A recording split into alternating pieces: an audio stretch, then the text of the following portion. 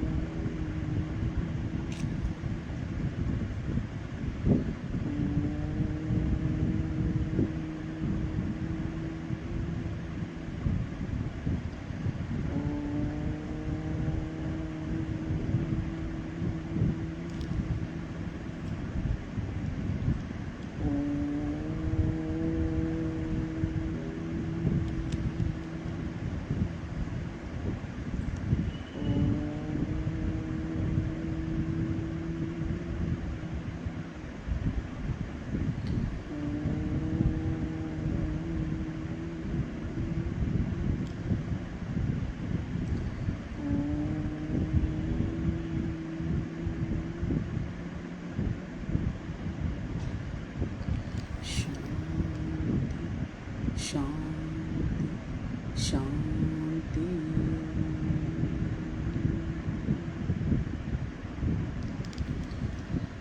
धन्यवाद प्रभु, धन्यवाद प्रभु, धन्यवाद प्रभु, धन्यवाद प्रभु, धन्यवाद प्रभु, धन्यवाद प्रभु, धन्यवाद प्रभु, धन्यवाद प्रभु, धन्यवाद प्रभु, धन्यवाद प्रभु, धन्यवाद प्रभु, धन्यवाद धन्यवाद धन्यवाद। शुक्रिया शुक्रिया शुक्रिया।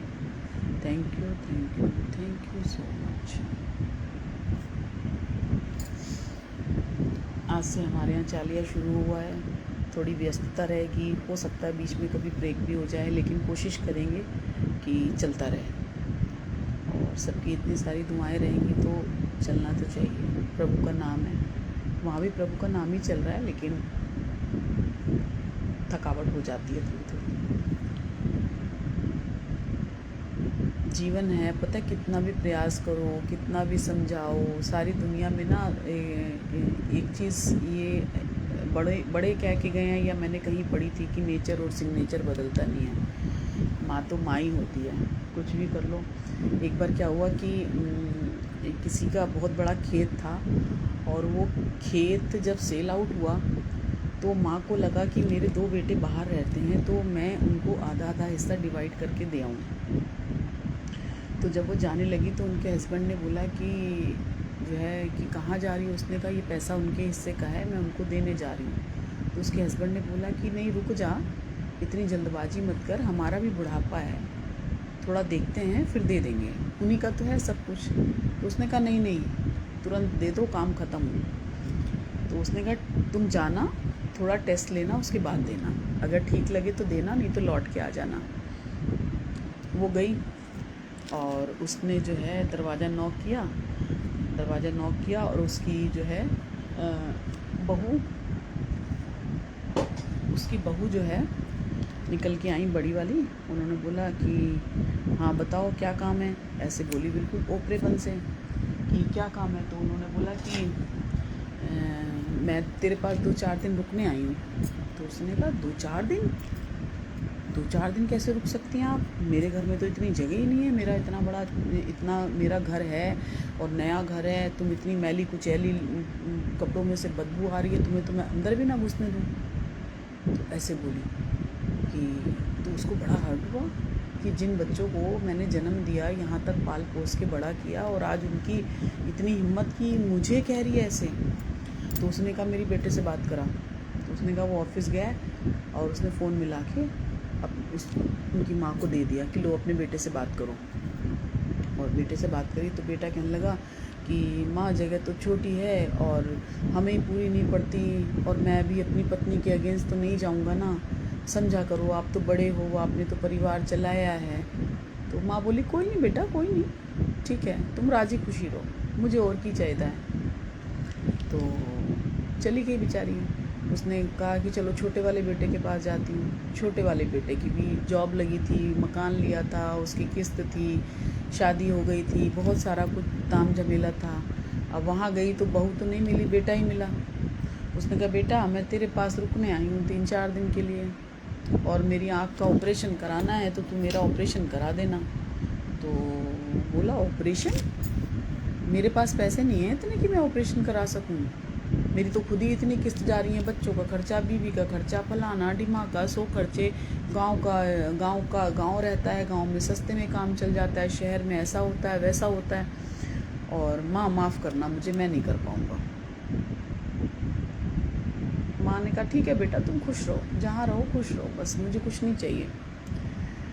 उसने वो पैसों का बैग लेके गई थी, वापस अपने घर ले आई। तो उसके पति ने बोला कि मिला ही अपने बेटों से।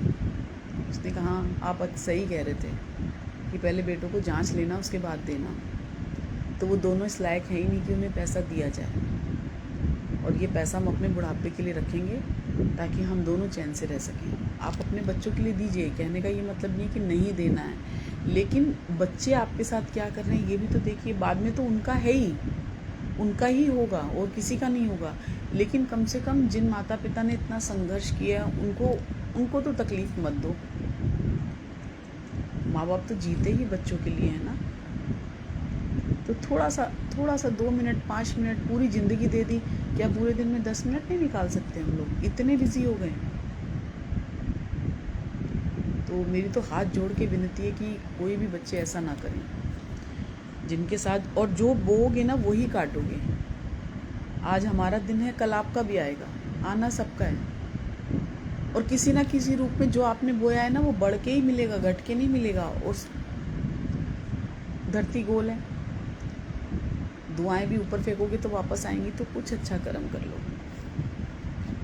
जैसे कहते हैं कि आप कोई भी चीज़ को अगर 12 साल तक कंटिन्यू करते हैं, पूजा पाठ से रिलेटेड या जाप है या कुछ है, या जैसे किसी का, अपने एक आदमी था वो भक्ति करता था, उसने कहा कि मैं 12 साल तक आपको रोज़ माला चढ़ाने आऊँगा, लेकिन 12 साल कंप्लीट होते ही आपको मेरे पास आना पड़ेगा। तो 12 साल का एक ऐसा टाइम होता है जिसमें वो पीरियड सिद्ध हो जाता है। तो 12 साल तक एक व्यक्ति जाता था और वो ना आंगन की झाड़ू लगाता था, बुआरी करता था, और उसको लगता था कहीं तो राधा रमन यहाँ रात को विचरण करते हैं वृंदावन में, कभी तो उनके पद चिन्ह मुझे दिखेंगे। ऐसा करता रहता था और हर रोज़ एक नए भाव के साथ करता था कि कोई बात नहीं, आज का दिन बीता है, कल होगा, कल होगा, कल होगा, कल होगा। और जब उसको 12 साल बीत गए उस व्यक्ति को झाड़ू लगाते लगाते, तो राधा रानी को उनके ऊपर करुणा आ गई, बहुत दया आ गई। उन्होंने कहा आज तो इन्हें कुछ ना कुछ देना ही पड़ेगा। और वो गई, और जो सखियाँ उनका श्रृंगार करती थी ना, जो सखियाँ उनका श्रृंगार करती थी तो वो श्रृंगार जो है उनका गिन के श्रृंगार होता था। इतनी अंगूठी, इतनी चूड़ी, इतनी पायल, इतना ये, ऐसे ऐसे जितने भी गहने होते थे वो गिन के उनको पहनाती थी। और जब वो वापस आती थी तो गिन के ही उनका श्रृंगार संभाल के रखती थी उनकी सखियाँ। तो जो है जब वो 12 साल कंप्लीट हो गए तो राधा रानी ने कहा ऐसे तो मैं नहीं कर पाऊँगी। उन्होंने अपने पायल का जो है कुंडल होता है ना, जहाँ से वो टाइट करते हैं और लूज़ करते हैं, तो थोड़ा सा लूज़ कर दिया ताकि वहाँ पे जब रात्रि में विहार होगा तो उस विहार के समय में वो पायल मेरी वहीं छूट जाएगी जानबूझ के। तो जब राधा रानी वहाँ पे पहुँची और अपने कुंज वापसी में, तो उन्होंने पूछा कि ललिता, विशाखा, सबने बोला कि पायल कहाँ है आपकी? कहने लगी मुझे नहीं पता कहाँ गई। झूठ बोल दिया उन्होंने, क्योंकि उनको उसको देना था जो झाड़ू लगाता है। अब जो है सवेरे के समय फिर वो बुहारी अपना झाड़ू लगाने लगा तो देखा वहाँ पे उनको पायल मिल गई, और इतनी अलौकिक पायल कि वो समझ गए कि राधा रानी ने मुझे प्रसाद दिया है। और वो किसी लालच के वशीभूत नहीं, वो उनको पूजनीय था। तो भगवान करुणा मतलब ज़रूर बरसाते हैं, बस आप अपना कर्म करते रहिए। कर्म करेंगे तभी कुछ होगा, अनचाही चीज़ों में कुछ नहीं मिलेगा। आप जब तक मेहनत नहीं करते तो रिज़ल्ट भी जब बच्चे का आता है तो उसमें 1 साल लग जाता है। हम भी खाना बनाते हैं तो घंटा 2 घंटा लगता है, तब जाके हम थाली परोस के खा पाते हैं। उसके लिए पहले पैसा कमाना पड़ता है। तो बहुत सारे प्रयासों के बाद ही हमें रिज़ल्ट मिलता है। और अगर हम उसे छोड़ देते हैं, उसको बीच में आधा अधूरा, तो फिर उसका कोई फ़ायदा नहीं है। जैसे कहते हैं ना, कोई बीमारी होती है तो उसके ट्रीटमेंट के लिए कहते हैं कि एक दिन भी ब्रेक हुआ तो वो नए सिरे से करनी पड़ेगी। तो उसी लिए तपस्या ये भी ऐसी चीज़ होती है कि आपने अगर एक दिन भी ब्रेक किया ना, फिर वो नए सिरे से होगा शुरू। जैसे एक लड़का था, वो पेट्रोल पंप पे काम करता था और वो बहुत सारी गाड़ियाँ देखता था, अच्छी भी, पुरानी भी, बेकार, मतलब हर तरह का उनके पास रहता था। और एक दिन एक इतनी सुंदर, इतनी बढ़िया गाड़ी आई जो उसने आज तक नहीं देखी थी, और उसकी आंखें इतनी चकाचौंध हो गई और वो मन में सोचने लगा काश मेरे पास भी ऐसी गाड़ी होती। वो सोच ही रहा था और उसके अंदर जो उसका मालिक बैठा था उसने शीशा खोला और टैंक फुल करने के लिए उसे कहा। अब वो उसको उतना भी जवाब नहीं दे पा रहा था, वो इतना हक्का बक्का था कि कहाँ से आई होगी, कहाँ से पैसा आया होगा, ऐसे मतलब उसके दिमाग में बहुत सारी चीज़ें चलने लगी। तो वो जो अंदर बैठा था मालिक उसका, उसने कहा कि तुम्हारी आवाज़ क्यों नहीं निकल रही? मैं भी तुम्हारी तरह ऐसा ही नॉर्मल इंसान था, आज अपनी मेहनत से यहाँ तक बड़ा हुआ हूँ। तुम्हें भी अगर कुछ सीखना है तो उसने अपना कार्ड दिया और कहा मेरे से आके मिलना, मैं तुमको भी ऐसी गाड़ी दिलवाऊँगा और तुमको भी मेहनत करना सिखाऊँगा। उसने नॉर्मल ढंग से बात करी और अपना कार्ड देके वो आगे चला गया। अब उसको लगा कि ऐसा भी हो सकता है क्या कि मैं भी ऐसी गाड़ी खरीद सकता हूँ, इतने ऊंचे लेवल पर पहुँच सकता हूँ। मतलब उसके दिमाग में फिर कई सारे ख्याल चलने लगे और उसने वो जो विजिटिंग कार्ड दिया था ना उसने मिलने के लिए, वो उसने फाड़ के डस्टबिन में फेंक दिया और अपने आप को रिलैक्स करने लगा। अच्छा हुआ, मैं गलत, हो सकता है वो मेरे से गलत काम कराता, ये करता। अपने ही मन से उसने पहले विचार बनाया और अपने ही मन से उसने दूसरा ख्याल बना लिया। बात आई गई हो गई। 8-9 साल बीते, फिर से एक बहुत अच्छी सुंदर गाड़ी आई, चमचमाती भी, और वैसे ही उसमें से आदमी निकला और चांसली वही बंदा पेट्रोल पंप पे था जो जिसने वो पहले डाला था। उसने जो है शीशा नीचे किया और उसने सेम उसको वही शब्द बोले कि तुमने पहचाना नहीं? उसने कहा नहीं। उसने कहा मैं तुम्हारा साथी हूँ जो तुम्हारे साथ काम करता था, तुमने जिनसे बात करी थी, तुमको जिसने विजिटिंग कार्ड दिया था, तुमने वो कार्ड डस्टबिन में डाल दिया था। मैंने उसको डस्टबिन से उठा के उसको जोड़ा और उस पर जो एड्रेस लिखा था मैं वहाँ पर गया और उन्होंने मुझे मेहनत करने का सही तरीका सिखाया और आज मैं उसे फॉलो कर रहा हूँ और आज ये गाड़ी मैंने अपनी मेहनत से कमाई है। मतलब समझे इसका कि भगवान जब मौके देते हैं ना तो उसे लेना भी आना चाहिए। भगवान ने मौका तुम्हें भी दिया था, तुमने उसे डस्टबिन में डाल दिया और मैंने डस्टबिन से उठा के अपनी किस्मत लिख डाली। तो कर्म किया, मैं वहाँ पे गया, उन्होंने मुझे बहुत सारी चीज़ें सिखाई, अपने साथ जोड़ के रखा और मैंने आज वहाँ तक पहुँचने के बाद मैं यहाँ पहुँचा हूँ कि आज मेरे पास भी बहुत अच्छी गाड़ी है और मैं बहुत अच्छा जीवन चल। लेकिन कर्म किया मैंने, उन्होंने बहुत स्ट्रगल कराया, बहुत मेहनत करी मैंने, और तुम भी करते तो तुम्हें भी मिलता, ऐसा नहीं है।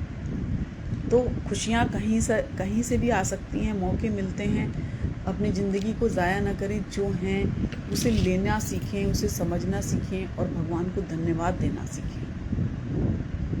और खुशियाँ कहीं किसी पैसों की मोहताज कभी भी नहीं होती हैं। एक हस्बैंड वाइफ थे, वो ऐसे ही बहुत परेशान थे, तो उनको लगा कि हमें कहीं आउटिंग पे जाना चाहिए, बाहर जाना चाहिए। हम बहुत परेशान हो गए, वही रूटीन जीते जीते। तो उनके पड़ोस में कोई था और उन्होंने कहा वहाँ पे एक महात्मा जी आए हैं, उनसे मिलने जाओ, वो आपको बताएंगे।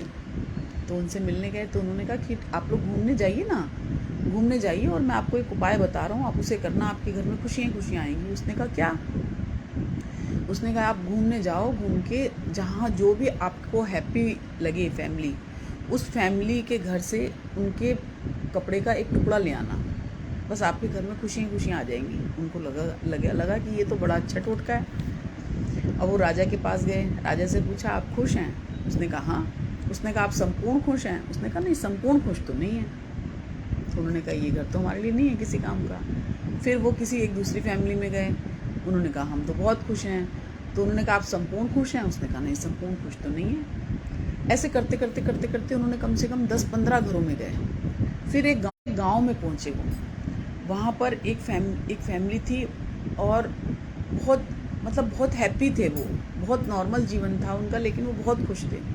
तो उनको लगा ये घर हमारे लायक हो सकता है, जहाँ बिल्कुल संपूर्ण खुशियाँ होंगी। वो वहाँ पे गए, उनसे बात करी, बच्चों से बात करी, सब ने बहुत खुश थे, सब ने कहा हम बहुत खुश हैं, हम बहुत खुश हैं, बहुत खुश हैं। उन्होंने कहा संपूर्ण खुश हैं? उसने कहा हम संपूर्ण खुश हैं। तो उन्होंने कहा कि क्या आप मुझे अपने कपड़े में से एक थोड़ा सा टुकड़ा काट के दे सकते हो? मुझे किसी ने बताया, मैं अपने घर में ले जाके रखूँगा और मेरे घर में भी खुशियाँ खुशियाँ आ जाएंगी। उसने कहा अगर मैं आपको ये टुकड़ा दे दूँगा थोड़ा सा काट के, तो मैं कल क्या पहनूँगा?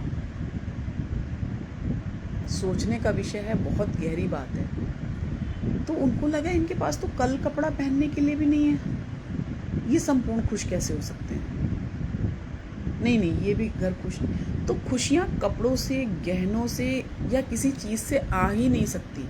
यहाँ पे लॉजिक ये है कि आपको अगर खुश रहना है तो आप थोड़े में भी खुश रह सकते हैं, और खुशियाँ अगर लेने की आदत नहीं है तो आपको कुछ भी नहीं दिखाई देगा, आप खाली के खाली रह जाओगे। पर वो एक जोड़े में भी बहुत खुश था कि मैं कल इसको धोऊंगा और इसको पहन के मैं फिर अपने खेतों में चला जाऊंगा। लेकिन आपके पास तो ये सिर्फ उन्होंने जो बताया कि नानक दुखिया सब संसार है सुखिया जो नाम आधार। तो जो हरि नाम स्मरण करता है, सिर्फ खुशियाँ उनके दरवाजे पे दस्तक देती हैं, क्योंकि दस्तक के अंदर खुशियाँ हैं। वो उस चीज़ का एहसास दिला देती हैं कि आपके पास जो है ना वो संपूर्ण है। जो वो संपूर्णता की बात कर रहे थे, तो वो जो है वो संपूर्ण है और बहुत है। तो धन्यवाद कहना सीखिए। अनुशासन कष्ट देता है सिर्फ शुरुआत में, लेकिन आदतें तुम्हें राजा बनाती हैं बाद में। इसलिए आदतें हमेशा अच्छी रखिए। जीवन का हर एक दिन बेहतरीन होता है, क्योंकि कोई भी दिन लौट कर नहीं आता। फकीरी वेश में नहीं, बल्कि इच्छाओं से आज़ाद होने में होती है, जो कहानी मैंने आपको अभी सुनाई। बिना जले भभूति नहीं और बिना चले अनुभूति नहीं। तो अनुभूति, जब अगरबत्ती पूरी जल जाती है या कोई भी अनुष्ठान होता है, तो जब वो फूक जाता है, बिल्कुल उसकी राख बन जाती है, उसका टीका माथे पे लगाते हैं, लकड़ी का नहीं लगाया जाता। उसी तरह जब हम बहुत सारे जीवनों से स्ट्रगल करते हुए बहुत आगे निकल जाते हैं, तो वो जो अनुभव हमें मिलते हैं वो बिना उसके मिल नहीं सकते, बिना कष्ट के। वो उतना तो आपको फेस करना ही पड़ेगा। सहारा अगर भगवान को बनाएंगे तो मंजिल मिल ही जाएगी। अच्छे ने अच्छा और बुरे ने बुरा जाना मुझे, लेकिन क्योंकि जिसकी जितनी ज़रूरत थी उसने उतना ही पहचाना मुझे। मनपसंद व्यक्ति के साथ चंद बातचीत पूरा दिन खुश रहने के लिए काफ़ी होती है। तो आपका जिसके साथ अच्छा लग रहा है, आपको हरी के साथ या किसी फ्रेंड के साथ, ठीक है, अच्छा है, आपको खुशी मिलनी चाहिए। ज़िंदगी जीने के लिए मिली थी, लोगों ने सोचने में ही गुजार दी, कल क्या होगा, कल क्या होगा, कल क्या होगा, है ना। अगर तुम समाज बदलना चाहते हो तो अभी बदल डालो, अपने को ज़्यादा अच्छा बदलना, क्योंकि अगर शादी हो गई तो ना समाज, क्या तुम टीवी चैनल भी नहीं बदल सकते। ये एक बहुत हंसी की बात थी, इसलिए मैंने जानबूझ के सुनाई। डिलीट डिलीट करते रहिए कुछ लोगों की कड़वी बातों को, कुछ बीते हुए कल को, कुछ अधूरी शिकायतों को, तभी नई खुशियों के लिए जगह बनेगी। डिलीट करते रहिए। जीवन का हर दिन बेहतरीन होता है, क्योंकि कोई भी दिन कभी लौट कर आता ही नहीं है, किसी का भी नहीं आता और ना आएगा। सच्ची प्रार्थनाएं ईश्वर के पास हमेशा स्वीकार की जाती हैं, फिर ये फ़र्क नहीं पड़ता कि वो क्या है और किस भाषा में है। भगवान को सारी भाषा आती हैं। जो हम सोचते हैं उससे कहीं ज़्यादा सुंदर होती हैं ईश्वर की योजनाएं। समय बहरा है, किसी की नहीं सुनता, लेकिन अंधा नहीं है, सबको देखता है और सबका जवाब देता है। जिंदा है तो निंदा होगी। अच्छा बनने के लिए तो मरना ही पड़ता है, क्योंकि जब व्यक्ति मर जाता है ना, तो कितना भी बुरा होगा ना, उसके लिए अच्छा ही बोला जाता है, और अगर जिंदा है तो उसके लिए बुरा बोला जाता है। और इसको अगर पलट के देख लीजिए तो कितना अच्छा होगा। जीते जी वैल्यू करिए ना, जीते जी तारीफ़ करिए। मरने के बाद क्या है, मरने के बाद तो आप फूल कितना भी अच्छा चढ़ा लो, उसको कोई सुगंध नहीं मिलेगी, तस्वीर को कोई सुगंध नहीं मिलेगी। सिर्फ आपको लगेगा हमने फूल चढ़ा दिए, उसके पास कुछ नहीं जा रहा। फूलों जैसी बातें कर लो, फूलों जैसी सुगंध, मुस्कुराहट दे दो। बहुत ही आसान है ज़मीन पर मकान बना लेना, दिलों में जगह बनाने के लिए ज़िंदगी गुजर जाती है। सही बात है। पूरा जीवन भी दे दोगे ना तो कोई हैप्पी नहीं होता है आपके साथ, और अगर हो रहा है तो आपकी खुशकिस्मती है। ये ज़रूरी नहीं कि आपका हर करीबी व्यक्ति आपका शुभ चिंतक हो। उनमें से कुछ आपका शुभ होता देखकर चिंतित भी हो जाते हैं। बहुत सारे हैं, आजकल के समय में ज़्यादा हैं। किसी के बदलने का इंतज़ार मत करो, खुद को बदलो और अपनी दुनिया को खूबसूरत बनाओ। मांगने से नहीं मिलता, योग्यता से मिलता है, और योग्यता बातें करने से ही, निरंतर कर्म करने से आती है। बाप मना नहीं करता बेटी को ऊंची उड़ानों से, बस वो डरता है क्योंकि आसमान में बाज बहुत हैं। जुड़े रहने के लिए बेइंतहा भरोसा चाहिए, और बिछड़ने के लिए गलतफहमी काफ़ी है। ज़िंदगी का सबसे अच्छा पल वो है, जो मैंने कल भी बोला था, बड़ा अच्छा मैसेज है। पल वो है जो जब आपसे कोई पूछे कि आप ठीक हो, और आंखें बंद करके फिर पूछे, थोड़ा सा आकर पास आके पूछे, बता तेरी प्रॉब्लम क्या है, तो अच्छा लगता है। यदि तुम्हारा रास्ता सत्य है तो अकेले चलने से कभी मत डरना, क्योंकि अंत में सत्य का साथ भगवान स्वयं देते हैं। जो देह अभिमान को अर्पण करता है, जो देह अभिमान को अर्पण करता है, उसका हर कर्म दर्पण बन जाता है। वाह क्या बात है, बहुत ही बढ़िया, बहुत ही सुंदर। कभी मत सोचिए कि स्वयं को बदलना कितना कठिन है, फिर दूसरों की बदलना कैसे सरल हो सकता है। जीवन ऐसे ही है। बहुत अच्छा लगता है जब हम खुद से बातें करते हैं और खुद से जवाब मिल जाए। सुकून तब नहीं मिला जब सब ठीक हुआ, सुकून तब मिला जब मैंने हर चीज़ को ठीक होना जरूरी, किसी भी चीज़ को समझना छोड़ दिया और उसको ईश्वर पर डाल दिया कि आप जानिए। कौन कहता है खामोशियाँ खामोश होती हैं? कभी खामोशियों की खामोशी से सुनो। खामोशियाँ वो कह देती हैं जो लफ्ज़ों में कहा नहीं जा सकता। खामोशियाँ बोलती हैं, लेकिन उसकी आवाज़ इतनी इंटरनल होती है कि उसको सुनने के लिए भी आपको थोड़ा सा कान लगा के सुनना पड़ेगा। क्रोध आने पर चिल्लाने के लिए ताकत नहीं, मगर क्रोध आने पर चुप रहने के लिए ताकत चाहिए होती है। गुस्सा अंदर की तकलीफ़ों की इकट्ठी आवाज़ होता है। तो इसीलिए अगर आ रहा है तो उस समय उड़ेल दीजिए, लेकिन अपने मन को रिलैक्स कर दीजिए, ताकि जब हमारी कल सुबेरा हो तो बिल्कुल साफ़ सुथरी हो, उसके अंदर एक भी बेकार का विषैला कण ना मिले। और जब हम कोई भी चीज़, जैसे हमारे पास अगर दूध अगर हम गंदे बर्तन में लेते हैं ना तो वो फट जाता है, तो दूध का पात्र हमेशा क्लीन होता है। तो ऐसे ही हमारा अगर अंदर वाला पार्ट अगर बिल्कुल क्लीन रहेगा ना, तो हमारी हर रोज़ की जो सुबह होगी वो बहुत एनर्जीफुल होगी। हम उठेंगे तो हमें लगेगा कि हमारे अंदर एक नई ऊर्जा है, क्योंकि हमने रात में ही वो पात्र खाली क्लीन करके, जैसे हम रात को कहते हैं ना कि रसोई में बर्तन जूठे नहीं छोड़ने चाहिए, लक्ष्मी जी आती हैं, तो वो बर्तन तो हम साफ़ कर देते हैं, सिंक भी साफ़ कर देते हैं, लेकिन जो यहाँ वाला बर्तन है जहाँ अंदर परमात्मा विराजमान है, उस बर्तन को भी हमें रोज़ क्लीन करना पड़ता है और रोज़ कर देना चाहिए। और वो हरि नाम का जो जूना है ना, उसको रगड़ते रहिए, हरी हरी हरी हरी हरी हरी, तो सब क्लीन हो जाएगा।